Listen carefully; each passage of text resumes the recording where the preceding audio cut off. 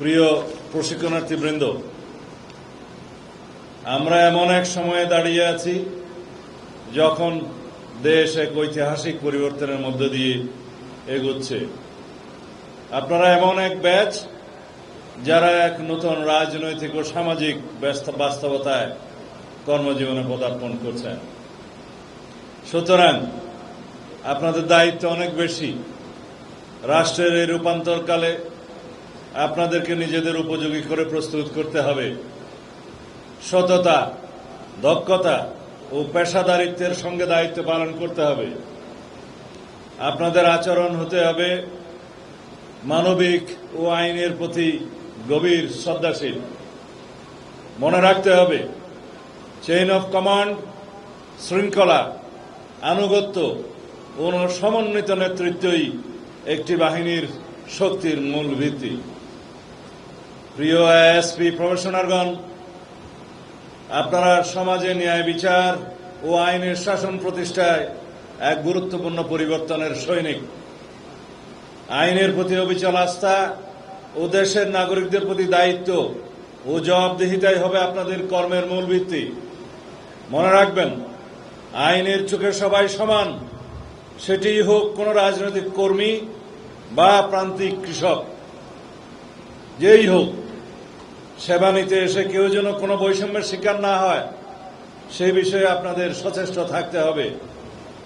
বর্তমান সরকারের প্রধান অগ্রাধিকার হচ্ছে আইন শৃঙ্খলা পরিস্থিতি নিয়ন্ত্রণের মাধ্যমে জনমনে স্বস্তি প্রদান ও শান্তি প্রতিষ্ঠা করা। আইনের শাসন প্রতিষ্ঠায় পুলিশ বাহিনীর ভূমিকা অগ্রগণ্য। বিগত ফ্যাসিবাদী সরকারের আমলে অন্যান্য সকল প্রতিষ্ঠানের ন্যায় পুলিশ বাহিনীও ক্ষতিগ্রস্ত হয়েছে। বর্তমান সরকার বিশ্বাস করে পুলিশ কোনো বিশেষ দলের বা গোষ্ঠীর লাঠিয়াল বাহিনী নয়, বরং পুলিশ হবে জনগণের কৃত্রিম বন্ধু। আমাদের নির্বাচনী ইশতেহারে আমরা দ্ব্যর্থহীনভাবে ঘোষণা করেছি জননিরাপত্তা নিশ্চিত করা এবং পুলিশ বাহিনীকে দলীয় প্রভাবমুক্ত করে একটি আধুনিক, সেবাধর্মী ও মানবিক সংস্থায় রূপান্তর করাই আমাদের মূল লক্ষ্য।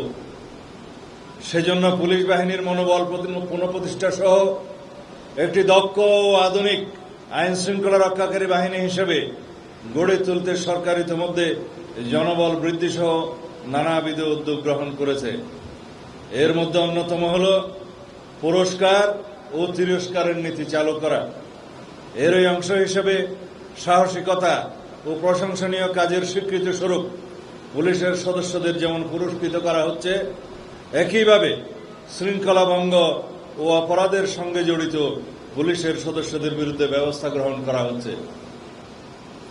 প্রিয় কর্মকর্তাবৃন্দ, জনগণের সেবক হন। সাধারণ মানুষ যখন থানায় আসে, তারা যেন আপনাদের মধ্যে সেবার মানসিকতা দেখতে পায়। বর্তমান যুগ আধুনিক তথ্য প্রযুক্তির যুগ। সেজন্য ডিজিটাল অপরাধ দমনে আপনাদের সর্বোচ্চ কারিগরি জ্ঞান অর্জন করতে হবে। সাইবার নিরাপত্তা থেকে শুরু করে আধুনিক অপরাধ তদন্তে আপনাদের অগ্রণী ভূমিকা পালন করতে হবে। বর্তমান সরকার দুর্নীতির বিরুদ্ধে জিরো টলারেন্স ঘোষণা করেছে। দুর্নীতির করাল গ্রাস যেন আপনাদেরকে স্পর্শ করতে না পারে, সেদিকে সদা সতর্ক থাকবেন।